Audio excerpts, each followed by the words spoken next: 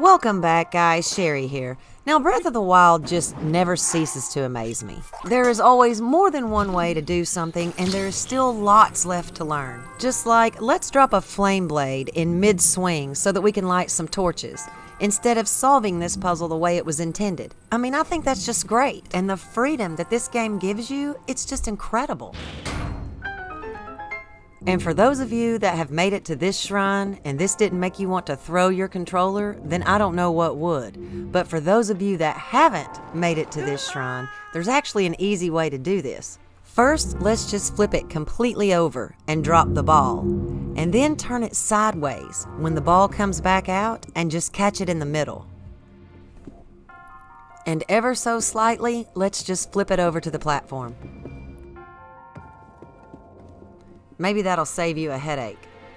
But if you find yourself in a situation to where you need to raise something up and keep it in the air for a few minutes, just throw some Octo Balloons on it. And guys, this works great for reaching the Korok and Lorland Village. Just put a couple of Octo Balloons on it, stasis the rock, and hit it with a bomb arrow. Or you could always just use stasis and hitch a ride.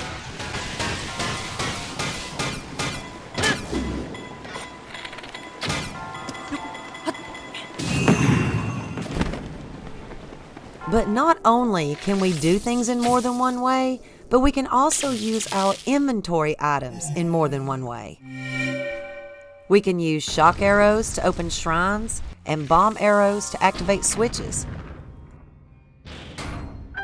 Thanks to you guys letting us know, we can use shock arrows to catch horses. Just don't use a very strong bow. You want to use a weak bow, but once you shoot them, just run up on them, and once they regain consciousness, they're easy to mount. And you can also use an ice arrow and get the same effect. You just have to wait until they unfreeze.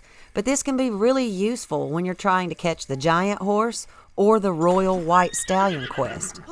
And if you don't know how to get the royal white stallion, go talk to Tofa at the outskirts stable.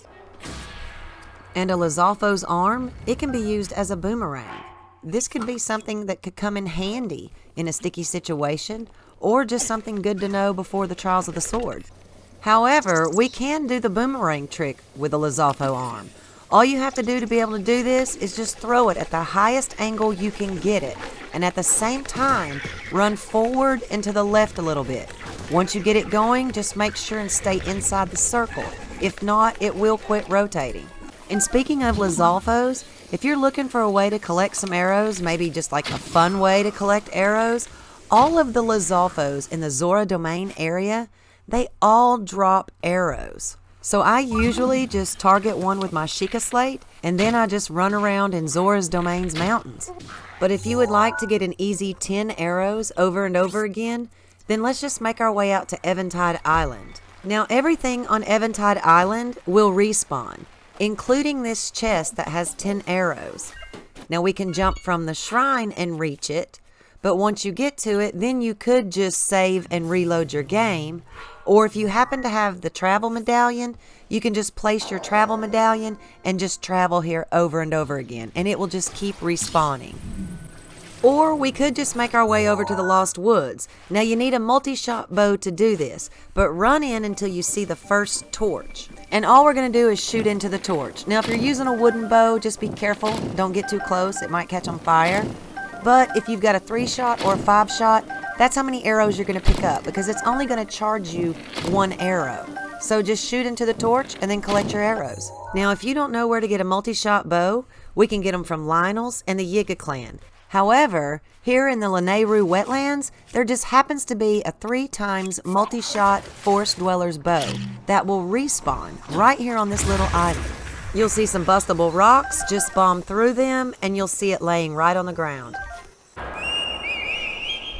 Now, the first time I went through the Yiga clan, it just wasn't a pretty sight. So for some of you guys that are new, or if you're just unaware, there's an easier way.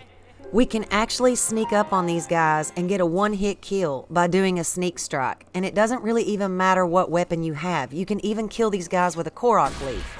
So if you'd like to see how to get through the Yiga clan hideout, click here. And this lobster shirt, guys, it'll make your raft go faster. However, I'm just not that good of a driver. And thank you guys again so much for over 3,000 subscribers. If you have any comments, please leave them down below to help others.